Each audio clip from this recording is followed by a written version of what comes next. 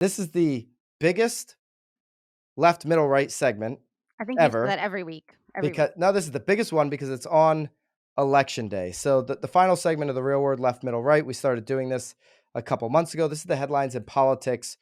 Real estate entrepreneurs and agents need to know right now. Nicole, what do we have on this midterm election day? So, from the Wall Street Journal, we have gambling, marijuana, and taxing the rich will be on midterm ballots. Okay, let's break it down. Marijuana, the devil's lettuce, as some say. The devil's The lettuce?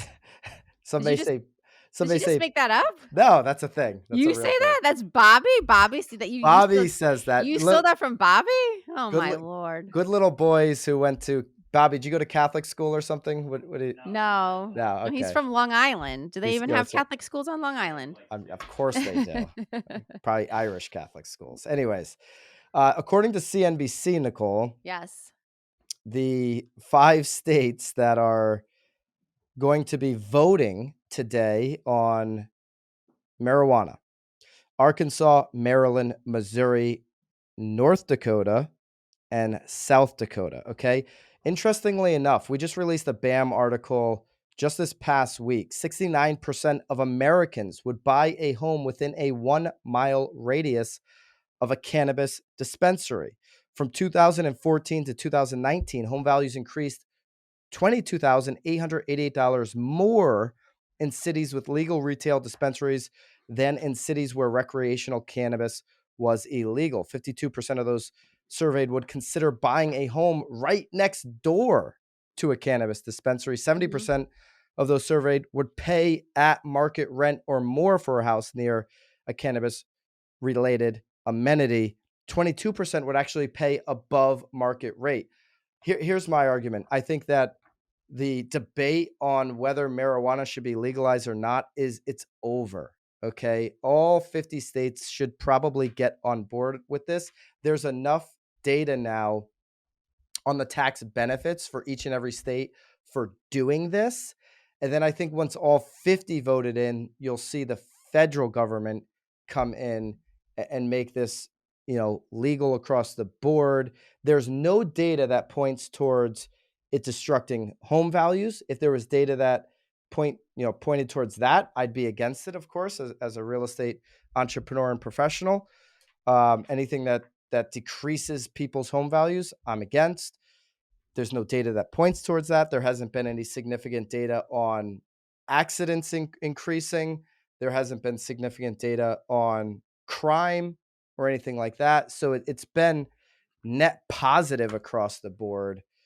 So I would say in those 5 states, go vote it in. Okay. And listen, if I'm a real estate entrepreneur, I'm in favor of that vote. Anything that can increase taxes without increasing income or property taxes is good for the community. Okay. Let's go to legalizing sports betting. Okay. In California, they are looking to increase sports betting. This, according to the Wall Street Journal, has been a huge point of contention. Okay. So FanDuel and DraftKings, they've poured $160 million into Proposition 27, but they faced vigorous opposition from California's gaming tribes, which spent $220 million opposing it. So almost a $500 million in this Proposition 27. California, obviously, enormous state. They legalized sports betting. It's a huge win to me for Californians because it increases taxes on something that's happening without them. Okay. So, people are going to, my argument has always been on sports betting. It should be legal everywhere because people are going to bet on the NFL, whether the government's involved or not. They're going to do it with their bookie. All right. Nicole, your thoughts on those two? Well, I marijuana mean, and gambling. yeah, I mean, 100%. I mean, especially the marijuana side, I agree with you in terms of being able to make some money off of it. I mean, what's the worst thing that's gonna happen? People are gonna, have an edible and fall asleep. I mean, I mean, right? Yeah, you could do that. It happens. Edibles are dangerous. I'm not kids, don't do drugs, Yeah. okay? All right, now we got the next one, taxing the rich. Okay, this is where a state that takes this too far could lose residents. I would encourage everybody, I've pointed people towards this website before. Go to How Money Walks, click on the tab Explore the Data. California is looking at increasing taxes on personal income of $2 million or more. Well, California is on, every state is on this map of How Money Walks.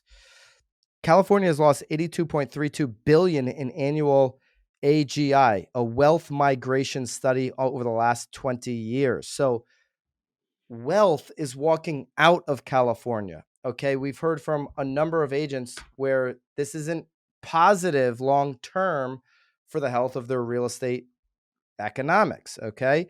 If this passes, that could be bad for California. Massachusetts, the Wall Street Journal says, is considering, or they're having a vote today. They're not considering it. It is something that Massachusetts residents will be able to vote on. They're weighing whether to add a 4% tax on personal incomes of $1 million or more, bringing the total rate for that bracket to 9% income tax.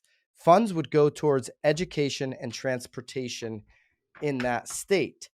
Massachusetts, also one of the states where, like Connecticut, like New York, where you're seeing wealth exit the state. So it's in red on this How Money Walks. You could put up the chart too on that one, Bobby, if you're watching on YouTube. Okay, you can see that the southeast sector of the country is in green. Florida, Texas, Nevada, Tennessee. These are no state income states, okay? No state income tax.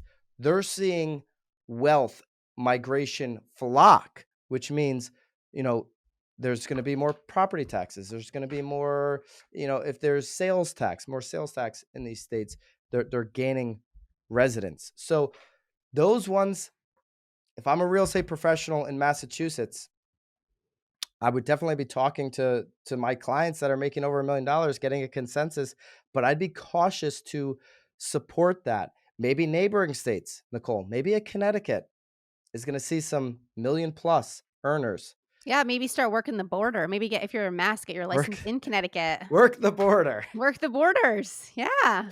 You might see some folks leave Mass and go to Connecticut because they can commute. You've seen that with some folks in New York. Certainly, the pandemic, to our point on last week's Real Word, it fueled that migration. You definitely saw New Yorkers say, you know what? I can live a better lifestyle in the burbs of CT, get out of the city, and oh, by the way, avoid that city tax, pay far less in income tax, even though Connecticut is still one of the highest. And that if you add up a cumulative tax, Connecticut and Illinois are in the top two. So maybe somebody from Mass would say, well, a cumulative tax, they'd have to do the math on whether this extra 4% is going to push them over the edge if they're a million plus earner. Your thoughts on all of that? Where do you stand on the gambling? Where do you stand on the weed? And where do you stand on taxing the rich? Which one of those three are you fully supportive of? Well, I'm fully supportive of the marijuana side. I mean, right now, even in our state, it's now legal here, but you still have to cross the border to get it. So right now, again, Mass is certainly getting Connecticut's money in that regard. So Recreational, though, in Connecticut will recreation. start in 2023. So Yes, it's coming for sure, but again, as when of this moment right now, you have to go to Massachusetts, and again, they've have them beautifully positioned right again, they're working the border. They're Working the certain border, and they're maybe, working the and to your border. point, maybe Connecticut does that for these million plus earners. If Arkansas, Maryland, Missouri, and the two Dakotas all vote in marijuana like Connecticut did a couple of years ago, there will be a long, you know, timeline before they Process, get yeah. up and running. You Yep. got to get the licensing out. You've Yeah. got to make sure there's due diligence with these licensees. Yep. You know how they're going to run the dispensary, how they're going to run everything. But why would you give these tax dollars to another state? It makes sense to keep it in-house if you can. For sure. You wouldn't ban liquor, which is more dangerous than alcohol, and let another state get all the tax benefits. People are going to drink anyways. I think that was proven 100 years ago, that people are going to drink no matter what you Yeah. do. Yeah. When was the But pro? I'm referring to the prohibition, Nicole. yeah, no, I'm hearing you, but I didn't know I was gonna be quizzed on dates. Nicole, we're doing a little prohibition holiday party, aren't we? Yeah, well, we're yes, our Christmas party is at like it's a It's at a holiday part, Nicole. holiday. I'm sorry, It's a holiday party, our okay? holiday There's other holidays that 90. we're Our celebrating. yes, our holiday party is at a speakeasy. It's called Yeah, 1928. Yes. good. Yep. Okay. Anyways, 28 to 33. Yeah, would so we gotta give our we have to get our you have to like knock on the door and you have to give like a little code yeah, word they and give the then code. yeah. Yeah, I like Yep. that. Yep. All right. Hey guys, appreciate you checking out this episode of The Real Word. If you want the full episode, go over to the Broke Agent YouTube. That's where we're hosting the full podcast. If you want to continue to see the segments broken out and the short clips, stay right here on The Real Word YouTube.